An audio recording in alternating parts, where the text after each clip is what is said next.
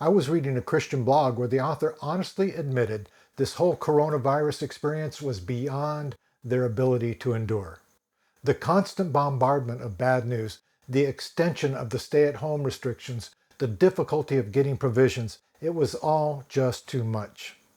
But wait a minute, is that really how a Christian should feel? Didn't God say he wouldn't allow anything more than we can bear? Well, yes and no.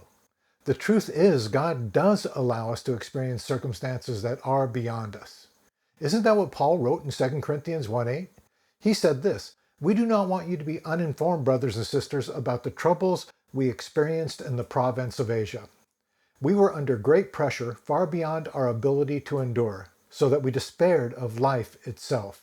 Wow, not only was this beyond his ability to endure, this was far beyond his ability to endure, so that he despaired even of life itself. Some commentators suggest Paul felt like he was having a nervous breakdown. Well, that's a little different than the teaching I grew up with that assured me God would never allow me to experience more than I could bear. To be honest, I've discovered teaching like that really isn't very helpful for those feeling crushed by a life-shattering trial. We glibly say, "Hey buddy, God won't give you more than you can bear." But all that does is add condemnation to the situation. The struggling saint is left to wonder, then why do I feel like this? Am I doing something wrong? Maybe I don't have enough faith. Maybe there's sin in my life. I've watched shallow teaching devastate the lives of hurting saints. Listen, as a teacher, I understand the pressure to comfort those who are listening, to never say anything negative. Therefore, your sermons assure the congregation that because God loves them, he would never let them feel like their life is falling apart. Now, while that may sound good, is it true? Do you think Job would agree with that teaching? What about Joseph when, as a teenager, he was sold by his own brothers into slavery? Why? Because they were jealous. Then there's David fleeing Jerusalem because his own son stole the kingdom. Ask them if they ever felt overwhelmed by circumstances. Ask them if it ever felt like what they were going through was more than they could bear. Listen, if we read our Bibles honestly, we will discover that God isn't always going to make life easy. But there is a good reason why he doesn't. So let's pick up the story again with Paul in 2 Corinthians 1. In verse 8, he's experiencing life at a level that is unbearable. But in verse 9, he tells us why. Look at verse 9. "Indeed, we felt we had received the sentence of death, but," here it is, "but this happened that we might not rely on ourselves, but on God who raises the dead." So God's plan wasn't to leave Paul defeated like that. His plan was to use those overwhelming circumstances to drive Paul to him where he would find the strength he needed to be an overcomer. So will God give us more than we can endure? Yes and no. Get it? Yes, when we are facing situations in our own strength, but no when those circumstances drive us to him to rely on his strength.